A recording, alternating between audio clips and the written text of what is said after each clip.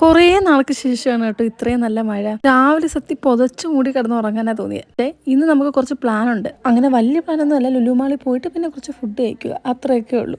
രാവിലെ തന്നെ കുളിച്ച് ഫ്രഷായി ഫുഡൊക്കെ കഴിച്ച് പിന്നെ നേരെ ലുലു മാളിലോട്ടാണ് കേട്ടോ. പണ്ട് സ്കൂളിൽ പഠിക്കുന്ന സമയത്ത് എനിക്ക് ഭയങ്കര ആഗ്രഹമായിരുന്നു കേട്ടോ ഈ ലുലു മാളിൽ പോകാൻ. ട്രിവാൻഡ്രത്ത് ലുലു മാൾ വന്നതിന് ശേഷം ഇടയ്ക്കിടയ്ക്ക് പോകാറുണ്ട് കേട്ടോ. ആദ്യം തന്നെ ഞങ്ങൾ നേരെ പോകുന്നത് ഷോപ്പിങ്ങിനാണ്, വെസ്റ്റ് സൈഡിലോട്ട്.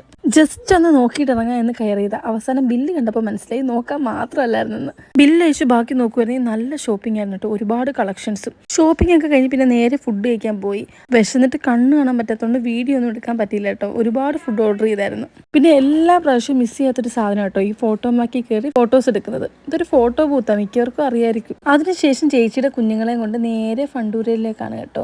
ഫണ്ടൂര കണ്ട പിന്നെ രണ്ടും നല്ല കുരുത്തക്കേട. എവിടെ കയറണം എവിടെ ചാടണം എന്നൊന്നും അറിയത്തില്ല. ഞങ്ങൾ ഇവരെ കുഞ്ഞായിരുന്നപ്പോഴേ കൊണ്ടുവരായിരുന്നു. അന്നൊന്നും ഇത്ര യൂസ് ഇല്ലായിരുന്നു. ഇപ്പൊ എല്ലാത്തിനകത്തും കയറും. ഇപ്പൊ നേരത്തേനേക്കാളും ഒക്കെ കുറച്ചും കൂടെ അറിയാവുന്ന പ്രായമായിട്ട് കുറച്ചും കൂടെ അവർ നല്ലോണം എൻജോയ് ചെയ്യാനും തുടങ്ങി. കുഞ്ഞുങ്ങളുടെ ബ്രെയിൻ ഡെവലപ്പ് ചെയ്യാനും പിന്നെ അവരെ കുറച്ചും കൂടെ ആക്റ്റീവ് ആക്കാനും ഒക്കെ പറ്റിയൊരു സ്പോട്ടാണ് കേട്ടോ ഈ ഫണ്ടൂര. പൊന്നുകുട്ടി എല്ലാ വീക്കെൻഡും ഇത് തന്നെ, ഫണ്ടൂരെ പോണം ഇത് തന്നെ. പൊന്നുകുട്ടി ഫണ്ടൂരെ പോകാൻ എപ്പോഴും ഇങ്ങനെ കാത്തിരിക്കാറുണ്ട് കേട്ടോ, ആ സ്കൂളിൽ പോയതിന്റെ ക്ഷീണമൊക്കെ മാറ്റാൻ.